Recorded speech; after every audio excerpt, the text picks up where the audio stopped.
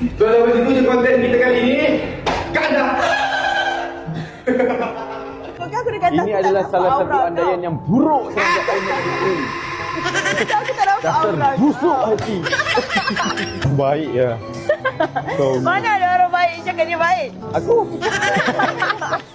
Pugu cinta. My love.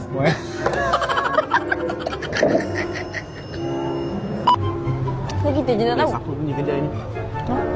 Datang sekarang. Siapa punya kedai? Owner. Owner ni? Owner dia datang sini. Macam ni? Kita orang nak ada di depan. Diorang bincang satu meja. Okay, so Kau apa kameraman gelap tu? gelap sikit tu kita main. Tolong nak kelas belajar gelap gelap sikit. Macam mana dah?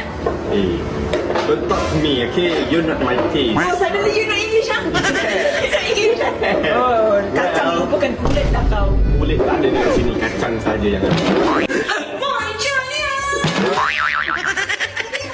Okay guys, itu saja. Syah, sini Syah. Kau jangan jauh-jauh dengan aku. Nanti aku tak rindu kau. What the heck kau? Kek dia yang Aiman boleh makan kek. Sebab kalau Aiman makan kek nanti dia mual-mual. Mual-mual. Hamil ya? Ha? Kamu hamil anak siapa? Anak kau lah. Oh, Pupu tak layan apa pun tadi tahu Pupu. Pupu. Dah tak ada selera nak makan kek macam ni. Jangan. Dah tak payah buat pick up line. Aku tak nak dengar dah pick up line kau. Pupu. Baru satu baru tak ingat. Pupu. Semua lelaki mesti tertarik punya. Berlari. Bukan berlari tau. Tertarik punya. Berlari mendekati atau berlari menjauh? Menjalani. Dia tak pakai. Pupu mi. Malu dapat. Rambut buruk. Kau kata kau dulu. Sampai hati kau pecah. Sampai. Ah. Tak bagi siap kau Aku memang cari kau sampai akhir hayat. Sampai lubang hidung cacing. Cari kau. Lupa hidung aku pun kau tak muat masuk.